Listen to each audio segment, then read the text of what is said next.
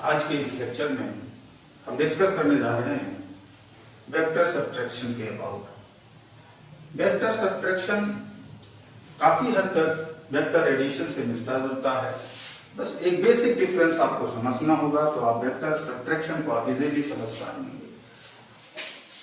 जैसे मैं सपोज कर ले रहा हूं कि हमें वेक्टर ए में से वेक्टर बी को सब्ट्रैक्ट करना है और सब्ट्रैक्ट करने पर हमें जो रिजल्टेंट वेक्टर अटेन हो रहा है दैट इज वेक्टर आर। तो हम ऐसा कह सकते हैं कि vector R equal to vector A plus minus vector B, यानी वेक्टर आर जो है that is the vector sum of vector A and negative vector of vector B. Vector B के नेगेटिव वेक्टर और वेक्टर ए का sum है, तो ऐसा आप कह सकते हो। और नेगेटिव वेक्टर्स कैसे फाइंड करते हैं ये आपको समझना होगा। नेगेटिव वेक्टर्स, किसी भी वेक्टर का नेगेटिव वेक्टर्स फाइंड करने के लिए हम करते ये हैं कि उसके मैग्नीट्यूड को तो अनचेंज्ड रहने देते हैं, लेकिन उसकी डायरेक्शन को रिवर्स कर देते हैं। अगर हम किसी वेक्टर की डायरेक्शन को रिवर्स कर दें without changing their magnitude, then the attained vector is called negative vector of the previous one। तो ऐसे में जो है हम अटेन कर सकते हैं वेक्टर सब्ट्रैक्शन को। चलिए जैसे समझने का कोशिश करते हैं। यहाँ पर वहां आप पढ़ चुके हो कि वेक्टर एडिशन हमने आपको बताया था कि ज्योमेट्रिकल मेथड था और एनालिटिकल मेथड था। ज्योमेट्रिकल मेथड भी दो टाइप का था, एक तो ट्रायंगुलर मेथड और दूसरा पैरेललोग्राम मेथड। ट्रायंगुलर मेथड में हमने कहा था कि जिन दो वेक्टर्स को ऐड करना हो उन्हें सेम ऑर्डर में ड्रॉ करना होगा along the two sides of the triangle, और जो थर्ड साइड्स होगी that will represents the resultant vector in magnitude and direction but in reverse order। तो ये वहां पर हो चुका था। तो अब हम यहाँ पर सब्ट्रैक्शन को समझ रहे हैं। जैसे मैंने सपोज कर लिया कि वेक्टर ये इस डायरेक्शन में था, लेकिन हमारा वेक्टर बी जो था वो कुछ इस डायरेक्शन में था। तो अगर हमें एडिशन करना होता तो हमें वेक्टर बी ऐसे ही रखते, हम सेम ऑर्डर में ऐसे ड्रा हो गया था। लेकिन हमें तो सब्ट्रैक्शन फॉर्म करना है और सब्ट्रैक्शन के लिए सब्ट्रैक्ट करना है हमें वेक्टर बी को। तो वेक्टर बी को हमें नेगेटिव वेक्टर हमें यहाँ ड्रा करना होगा। और नेगेटिव वेक्टर्स हम अभी बता चुके हैं कि मैग्नीट्यूड नहीं चेंज ना करते हुए हम डायरेक्शन रिवर्स कर देते हैं। तो ऐसे में हमें जो नेगेटिव वेक्टर अटेन होगा कुछ इस तरीके से होगा। मैग्नीट्यूड यही रखनी है जो वेक्टर बी की थी, यानी ये अब जो वेक्टर है ये वेक्टर है माइनस वेक्टर बी, और वेक्टर ए और माइनस वेक्टर बी अब देखिए हमने सेम ऑर्डर में ड्रा कर दिया है। तो ऐसे में रिवर्स ऑर्डर में इन दोनों के सम का मैग्नीट्यूड होगा और इन दोनों का सम जो होगा वो रिवर्स ऑर्डर में लेना है। वो हमने इन दोनों को इस ऑर्डर में ऐसे लिया था वेक्टर ए और माइनस वेक्टर बी को, तो हमें रिवर्स ऑर्डर में इसको मिलना है रिजल्टेंट, यानी कि जो इन दोनों का वेक्टर ए और माइनस वेक्टर बी का जो सम होगा वो इस डायरेक्शन में आना है, यानी vector A plus minus vector B. ये हमें अटेन हो गया। ये है vector A plus minus vector B. और vector A plus minus vector ही क्या है? Vector A minus vector B है। तो इस तरीके से हम ट्रायंगुलर मेथड का यूज करके हम एक वेक्टर में से दूसरे को सब्ट्रैक्ट कर सकते हैं। कॉन्सेप्ट बिल्कुल वेक्टर एडिशन का ही है, बस एक ही चेंज आपको ये करना है कि जिस वेक्टर को सब्ट्रैक्ट करना होगा उसका हमें नेगेटिव वेक्टर ऐड करना होगा। ठीक, तो ये आपको ध्यान देना है। ऐसे ही ये तो हम बता रहे थे ट्रायंगुलर मेथड को। नेक्स्ट आता है पैरेललोग्राम मेथड। ये था ट्रायंगल मेथड और नेक्स्ट देखिए पैरेललोग्राम मेथड।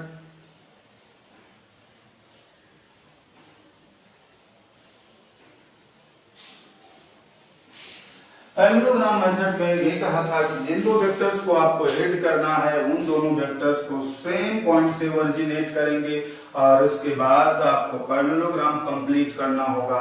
और जो पैरेललोग्राम का डायगोनल होगा from the origination point that diagonals represent the resultant vectors in magnitude and direction both।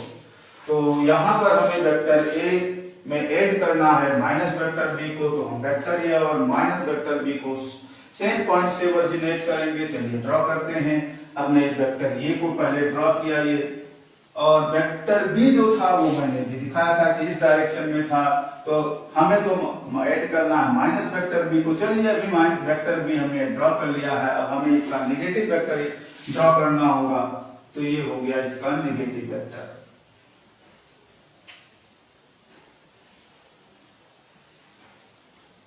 अब ये जो वेक्टर है ये तो माइनस वेक्टर बी हो गया, यानी वेक्टर ए और माइनस वेक्टर बी को हमने सेम पॉइंट की वो से ओरिजिनेट कर दिया है। अब इसके बाद हमें पैरेललोग्राम कंप्लीट करना होगा। ये था पैरेललोग्राम। तो ऐसे में जो डायगोनल ओरिजिनेशन पॉइंट से पास कर रहा होगा यही डायगोनल इन दोनों वेक्टर्स की सम को रिप्रेजेंट करेगा, यानी vector R equal to vector A plus minus vector B, and it gives vector R equal to vector A minus vector B. इस तरीके से आप ट्रायंगल मेथड और पैरेललोग्राम मेथड का यूज करके आप वेक्टर का सब्ट्रैक्शन फाइंड कर सकते हो, और जो है इसे आप यूज कर सकते हो। नेक्स्ट बहुत इंपॉर्टेंट मेथड है, वो मोस्टली लोग वही मेथड यूज करते हैं, वो स्पेशल ट्रायंगल मेथड है। स्पेशल ट्रायंगल मेथड एक्चुअल में क्या है देखें। स्पेशल ट्रायंगल मेथड,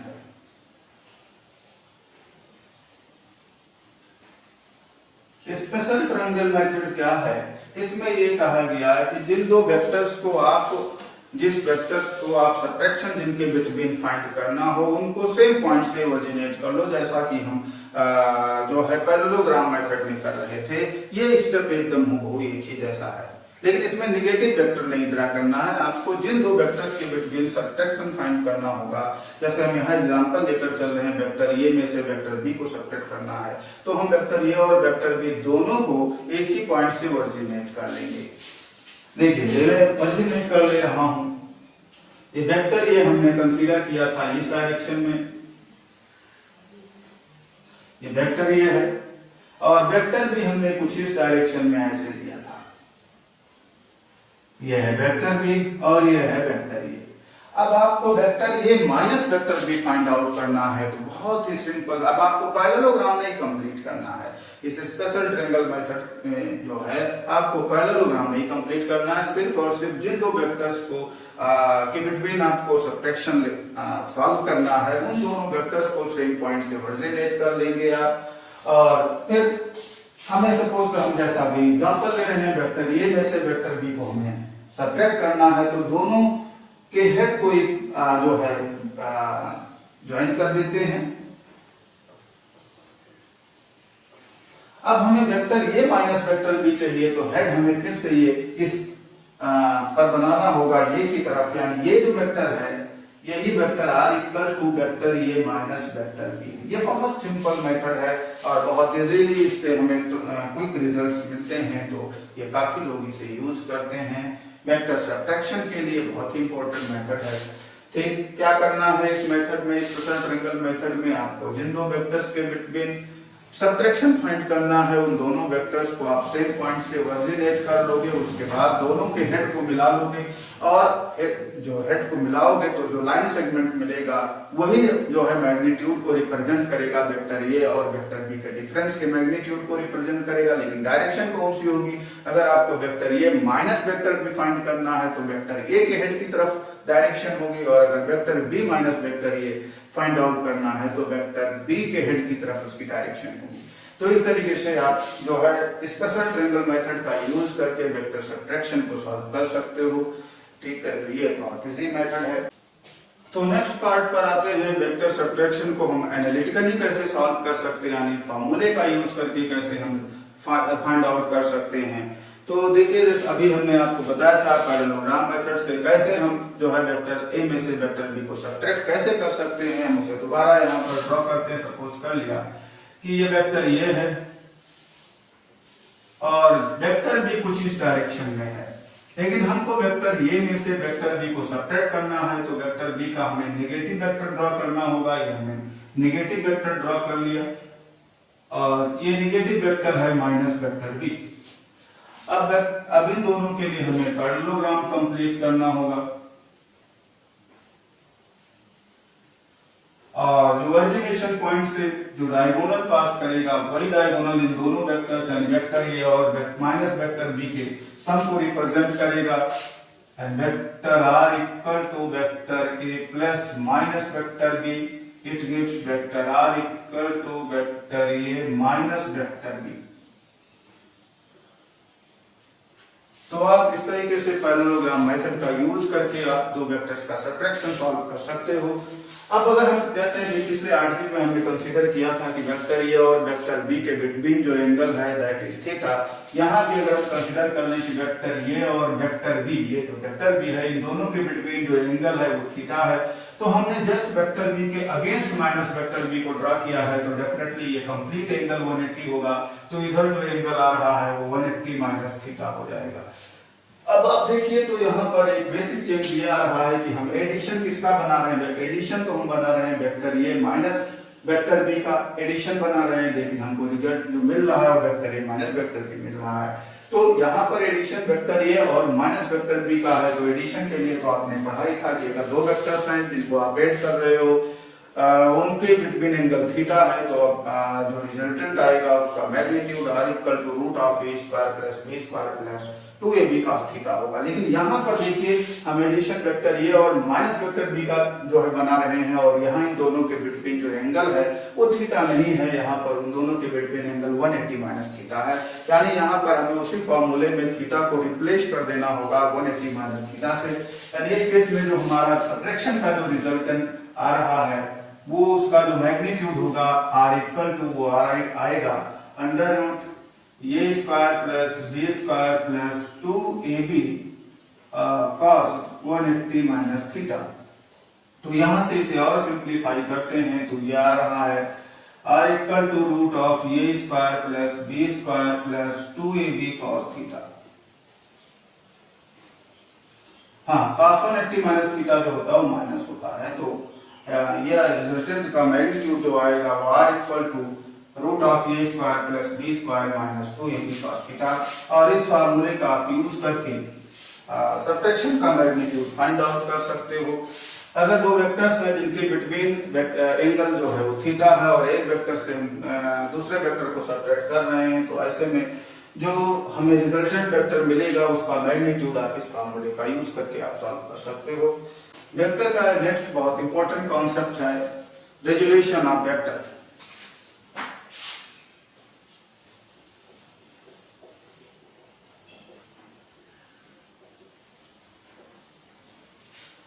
तो एक्चुअल में रेजोल्यूशन ऑफ वेक्टर क्या है, तो आपने अभी एडिशन पढ़ा था, वेक्टर को ऐड कैसे कर सकते हैं, सब्ट्रैक्ट कैसे कर सकते हैं, एडिशन इससे पहले के लेक्चर में था। तो अगर आप वेक्टर को ऐड कर सकते हो तो डेफिनेटली उसे रिजॉल्व यानी ब्रेक भी कर सकते हो, तोड़ भी सकते हो। और किसी वेक्टर को जो है एक से दो या दो से ज्यादा वेक्टर्स में ब्रेक करना ही रेजोल्यूशन कहलाता है। ठीक है, अगर हम किसी वेक्टर को दो जो है वेक्टर्स में रिजॉल्व कर दें, तोड़ दें, या दो से ज्यादा जो है वेक्टर्स में रिजॉल्व कर दें, तो इसी प्रोसेस को रेजोल्यूशन कहा जाता है। अब जो है जो वेक्टर्स जो है रिजॉल्व करने के बाद मिलेंगे उन्हें रिजॉल्व पार्ट कहा जाएगा। अब जो रिजॉल्व पार्ट है वो कितने वेक्टर्स में आप रिजॉल्व कर रहे हो उस पर डिपेंड करेगा, कितने हो सकते हैं, मैक्सिमम रिजॉल्व पार्ट कितने हो सकते हैं, तो वो इनफाइनाइट होते हैं, यानी किसी भी वेक्टर को आप इनफाइनाइट नंबर्स ऑफ वेक्टर में रिजॉल्व कर सकते हो। लेकिन एक बहुत इंपॉर्टेंट बात यह है कि अगर आप ऐसे इस तरीके से किसी वेक्टर को रिजॉल्व करें कि जो आपको रिजॉल्व पार्ट मिल रहे हो वो म्यूचुअली परपेंडिकुलर हो जाए, तो ऐसे सिचुएशन में जो रिजॉल्व पार्ट होंगे उन्हें कहा जाता है रेक्टेंगुलर कंपोनेंट। बहुत इंपॉर्टेंट बात है, ध्यान दें, रिजॉल्व पार्ट को रेक्टेंगुलर कंपोनेंट तब कहेंगे जब जो रिजॉल्व पार्ट है वो म्यूचुअली परपेंडिकुलर हो जाए। तो ऐसे में जो रिजॉल्व पार्ट होंगे उन्हीं को कह दिया जाएगा रेक्टेंगुलर कंपोनेंट। और जो maximum number of rectangular component of any vector जो होता है वो मैक्सिमम 3 ही होता है, यानी कभी भी किसी वेक्टर्स को आप अगर रिजॉल्व कर रहे हो into rectangular component, then maximum number of rectangular component attend will be equal to 3 या लेस देन 3 होगा। 3 से ज्यादा रेक्टेंगुलर कंपोनेंट किसी वेक्टर के नहीं हो सकते हैं, तो इसे जो है, लेकिन रिजॉल्व पार्ट इनफाइनाइट हो सकते हैं। किसी भी वेक्टर का रिजॉल्व पार्ट अगर आप बनाना चाहें तो इनफाइनाइट नंबर्स में रिजॉल्व पार्ट बन जाएंगे, लेकिन रेक्टेंगुलर कंपोनेंट्स मैक्सिमम 3 ही हो सकते हैं। अब जो है रेक्टेंगुलर कंपोनेंट्स आप कैसे सॉल्व करेंगे, बहुत इंपॉर्टेंट, बहुत इजी मेथड है। जैसे मैंने सपोज कर लिया कि कोई वेक्टर है और वो वेक्टर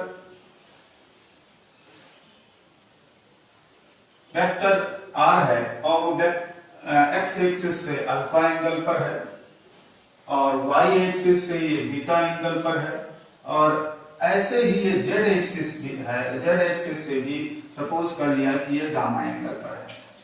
तो ऐसे में जो है जो रेक्टेंगुलर कंपोनेंट होंगे, मैं सपोज कर रहा हूं कि एक रेक्टेंगुलर कंपोनेंट हम एक्स के लॉन्ग ले रहे हैं, तो जो एक्स के लॉन्ग होगा उसे कहा जाएगा एक्स कंपोनेंट और जो दूसरा rectangular component along Y axis ले रहे हैं तब उसे हम ये कह देंगे कि वो वाई कंपोनेंट है। और अगर तीसरा रेक्टेंगुलर कंपोनेंट हम जेड एक्सिस के अलोंग ले लें तब उसे कह दिया जाएगा कि वो जेड कंपोनेंट है। तो इस तरीके से हम किसी भी वेक्टर्स को अगर हम जो है कोऑर्डिनेट सिस्टम के एक्सिस के अलोंग अगर हम उसके रेक्टेंगुलर कंपोनेंट्स लेते हैं तब ऐसे सिचुएशन में उन्हें हम एक्स वाई और जेड कंपोनेंट कह देते हैं। तो हम यहाँ बात करने जा रहे हैं कि भाई एक्स वाई और जेड कंपोनेंट हम कैसे फाइंड आउट कर पाएंगे। तो यहाँ देखने वाली बात यह है कि जो एक्स कंपोनेंट होगा यानी जो अलोंग द एक्स एक्सिस होगा, तो ये वेक्टर आर मैंने लिखा था, तो एक ट्रेडिशन है कि वेक्टर आर का जो एक्स कंपोनेंट होगा वो आर एक्स लिखा जाएगा और जो वाई कंपोनेंट होगा उसे आर वाई लिखा जाएगा और जो जेड कंपोनेंट होगा उसे आर जेड लिखा जाएगा। अब हमने इसलिए कहा कि वेक्टर आर को ही हमने रिजॉल्व किया है और ये थ्री रेक्टेंगुलर कंपोनेंट्स में रिजॉल्व किया है, तो एक बात कंफर्म हो रही है कि फिर तो इन तीनों कंपोनेंट रेक्टेंगुलर कंपोनेंट्स को ऐड करने पर डेफिनेटली हमें फिर से रीअटेन हो जाएगा वेक्टर आर। यानी यहां से हम कह सकते हैं कि वेक्टर आर जो होगा that will be equal to vector R X plus vector R Y plus vector R Z. तो ये तो डेफिनेटली ऐसा होना ही होना है, लेकिन हम वेक्टर आर एक्स का मैग्नीट्यूड क्या होगी, डायरेक्शन तो हमें क्लियर है कि वो एक्स एक्सिस के अलोंग है, आर वाई की डायरेक्शन कंफर्म है कि वो वाई एक्सिस के अलोंग है और आर जेड की डायरेक्शन भी कंफर्म है वो जेड एक्सिस के अलोंग है। हाँ, लेकिन ये भी अभी हम यहाँ इस बात का जिक्र नहीं कर रहे हैं कि अगर वो एक्स कंपोनेंट है तो प्लस एक्स डायरेक्शन में है कि वाई माइनस एक्स डायरेक्शन में है, ऐसे वाई कंपोनेंट प्लस वाई में है या माइनस वाई में है, या ऐसे जेड कंपोनेंट अगर प्लस जेड में है या माइनस जेड में है। तो ये कैसे पता चलेगा कि इस डायरेक्शन में प्लस डायरेक्शन में है या माइनस डायरेक्शन में है। तो ये बड़ा सिंपल सा तरीका ये है कि अगर प्लस डायरेक्शन में होगा तो उस कंपोनेंट को हम पॉजिटिव लिखेंगे और अगर नेगेटिव डायरेक्शन में होगा तो उस कंपोनेंट को हम नेगेटिव लिख लेंगे। हालांकि यहाँ जैसा मैंने अभी ड्रा किया है थ्योरी में हमने सभी कंपोनेंट्स को पॉजिटिव डायरेक्शन में ही ले रखा है, तो इसलिए हमने यहाँ पॉजिटिव ही लिखा है। लेकिन अगर कोई कंपोनेंट नेगेटिव डायरेक्शन में होगा तो हम उसको नेगेटिव लिखेंगे। तो ये नेक्स्ट बात ये आती है कि Rx होगा कितना, तो याद रखें स्टूडेंट्स, इसे Rx इक्वल टू जो होगा वो R cos अल्फा होगा, Ry जो होगा वो R cos बीटा होगा और Rz इक्वल टू जो होगा R cos गामा होगा। इसी फॉर्मूले से एक रिजल्ट भी मिलता है जो काफी पॉपुलर है और लोग इसे यूज करते हैं। यहाँ से आप देखें तो cos alpha equal to Rx upon R, cos beta equal to Ry upon R and cos gamma equal to Rz upon R। और इसे cos अल्फा, cos बीटा और cos गामा को एक स्पेशल नाम से जानते हैं, that is called direction cosine. cos alpha, cos beta and cos gamma are called direction cosine.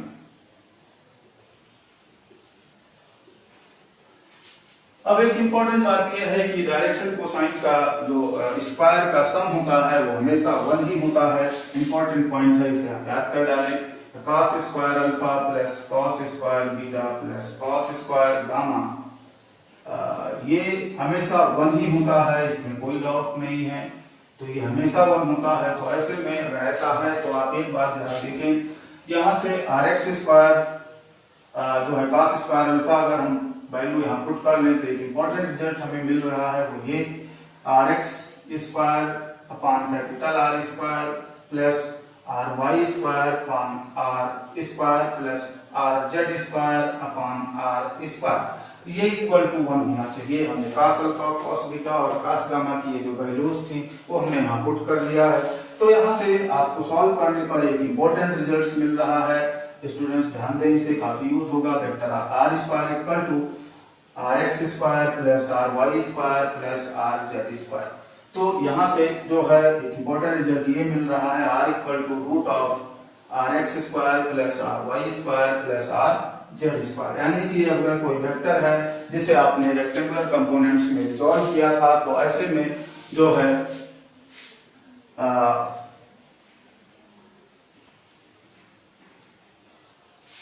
उनके जो है रेक्टेंगुलर कंपोनेंट्स के स्क्वायर का सम का रूट जो होगा that gives the magnitude of that vector. And इस वेक्टर आर का अगर आपको मैग्नीट्यूड सॉल्व करना है तो उसके रेक्टेंगुलर कंपोनेंट्स के स्क्वायर का सम का रूट फाइंड करना होगा।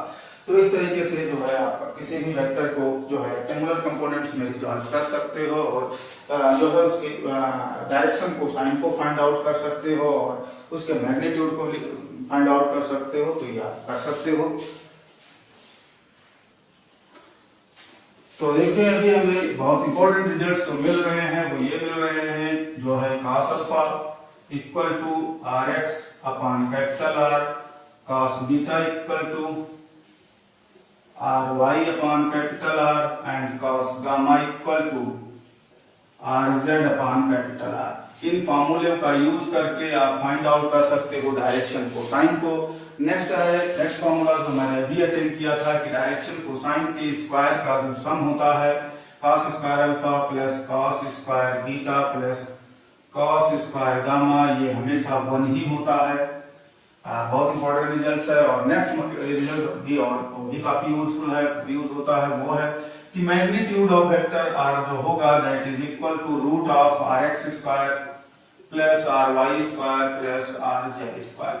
ये भी खूब यूज होता है। तो आप इन फार्मूलों को याद रखें और इसका यूज करके आप किसी वेक्टर को रेक्टेंगुलर कंपोनेंट्स में रिजॉल्व कर सकते हो और वो रेक्टेंगुलर कंपोनेंट्स क्या होंगे वो आप फाइंड आउट कर सकते हो। और एक इंपॉर्टेंट बात ये जो यहाँ पर अभी जैसा मैंने कहा था कि वेक्टर आर इक्वल टू जो होगा वो तो वेक्टर आर एक्स होगा प्लस वेक्टर आर वाई और प्लस वेक्टर आर जेड होगा। ये अभी मैंने कुछ देर पहले कहा था कि वेक्टर आर को ही हमने रिजॉल्व किया है into 3 rectangular components, one along x axis that is called x component, another along the y axis that is called y component, and last third along the z axis that is called z component of vector r। तो ये जो है इनमें हमने resolve किया है तो इनका सम डेफिनेटली वेक्टर आर देगा। यानी इनको जो है इनको अगर हम ऐड करते हैं तो वेक्टर आर हमें रीअटेन हो जाएगा। अब वेक्टर आर एक्स अभी मैंने कहा कि अगर पॉजिटिव एक्स में होगा तो पॉजिटिव होगा, नेगेटिव में होगा तो नेगेटिव होगा। यानी जो भी कंपोनेंट पॉजिटिव में होंगे वो पॉजिटिव लिए जाएंगे, जो नेगेटिव में होंगे उन्हें नेगेटिव लिया जाएगा। अब एक इम्पोर्टेंट बात यह है कि भाई अगर हम इसे वेक्टर नोटेशन में लिखना ही चाहते हैं तो हम इसे कैसे लिख पाएंगे। जैसे अभी तक का मैंने आपको बताया vector A, vector B, vector C, हम ऐसा इसके सिंबल पर एरो लिख रहे थे, लेकिन एरो लिख देने से हमें बोलना पड़ता था कि उस वेक्टर की डायरेक्शन क्या है, ईस्ट वेस्ट नॉर्थ साउथ या अप या डाउन, ऐसा बोलना पड़ रहा था। तो क्या कोई ऐसा मैथमेटिकल तरीका नहीं है कि जिससे हम जो है इसे वेक्टर नोटेशन में लिख ले जाएं और वो जो हम लिखें उसी में मैग्नीट्यूड और डायरेक्शन दोनों इंक्लूड हो जाए, अलग से हमें कहना ना पड़े कि किस डायरेक्शन में है। तो उसका तरीका ये था कि भाई ये कंसीडर कर लिया कि जो यूनिट वेक्टर है along the positive X direction that is I का, unit vector along the positive Y direction that is J का, और unit vector along the positive Z direction that is taken equal to K का। तो अगर ऐसा consider कर लिया जाए तो ऐसे में इस वेक्टर को इस फॉर्मूले को हम ऐसा भी लिख सकते हैं vector R equal to R X I का प्लस आर वाई जे का प्लस आर जेड के का। इस फॉर्मूले को हम ऐसा भी लिख सकते हैं। यहाँ पर इंपॉर्टेंट बात यह है कि आई का क्या है, unit vector along the positive X direction, J cap is the unit vector along the positive y direction and K cap is the unit vector along the positive z direction। तो आप जो है अगर जो है ये होते हैं आपको इसे लर्न कर लेना है। ऐसा नहीं कि अलग अलग क्वेश्चन में अलग अलग होगा, सभी जगह पर अगर कहीं भी आपको आई कैप लिखा मिल रहा है तो इसका मतलब आपको समझ जाना होगा कि वो पॉजिटिव एक्स डायरेक्शन में यूनिट वेक्टर है और जे कैप है वो पॉजिटिव वाई डायरेक्शन में यूनिट वेक्टर है और के कैप जो है वो पॉजिटिव जेड डायरेक्शन में यूनिट वेक्टर है। तो इस तरीके से आप किसी वेक्टर को जो है उसके लिख सकते हो और ऐसा अगर आप लिखते हो तो इसमें अलग से आपको डायरेक्शन जो है डिस्क्राइब नहीं करना पड़ेगा। इसी में उसका मैग्नीट्यूड और डायरेक्शन दोनों इंक्लूड है। ठीक, तो ये था। और यहाँ पर RX, RY और RZ अभी मैं यहाँ पर डिस्कस कर चुका हूँ कैसे अटेन होगा RX, RY और RZ। इन फॉर्मूले को, डायरेक्शन कोसाइन वाले फॉर्मूले को यूज करके आप उसे फाइंड आउट कर सकते हो। हाँ, RX, RY और RZ जो होंगे वो में भी पॉजिटिव और नेगेटिव बोथ, अगर पॉजिटिव डायरेक्शन में होंगे तो पॉजिटिव लिए जाएंगे, नेगेटिव डायरेक्शन में होंगे तो नेगेटिव बोथ लिए जाएंगे। यानी जो कंपोनेंट्स होते हैं वो पॉजिटिव डायरेक्शन में होने पर पॉजिटिव लिए जाते हैं और नेगेटिव डायरेक्शन में होने पर नेगेटिव लिए जाते हैं। ठीक, तो ये था। इस तरीके से आप किसी वेक्टर को रेक्टेंगुलर कंपोनेंट्स में रिजॉल्व कर सकते हो और उसे लिख सकते हो। जैसे चलिए एक एग्जांपल ले लेता हूं। जैसे एग्जांपल हमने ले लिया,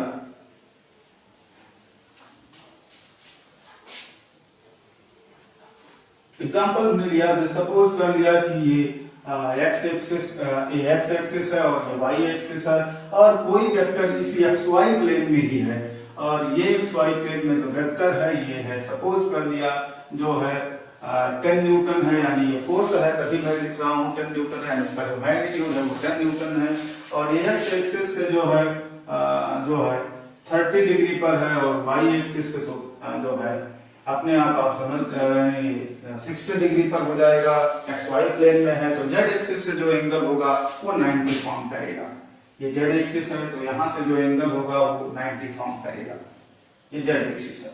तो यहाँ पर आप देखिए जो है एक्स कंपोनेंट वेक्टर हमने इस डायरेक्शन में लिया है तो पॉजिटिव एक्स कंपोनेंट आएगा, पॉजिटिव आएगा, वाई कंपोनेंट भी पॉजिटिव आएगा। जेड कंपोनेंट की जहां तक बात है, थीटा गामा जो है यहाँ पर 90 डिग्री होगा और गामा 90 होने पर cos 90 की वैल्यू 0 होगी, यानी जेड कंपोनेंट जो यहाँ 0 होगा।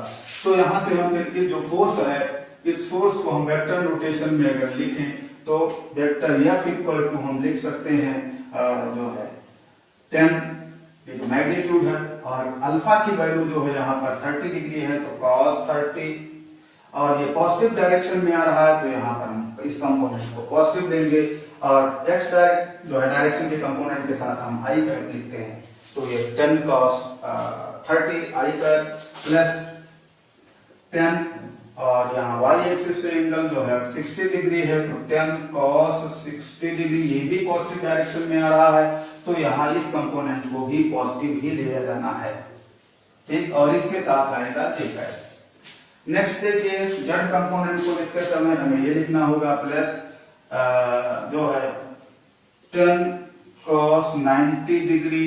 अब यहाँ पर ये कंपोनेंट पॉजिटिव होगा कि निगेटिव होगा, हालांकि ये 0 आना है तो आप प्लस माइनस कुछ भी लिख सकते हैं।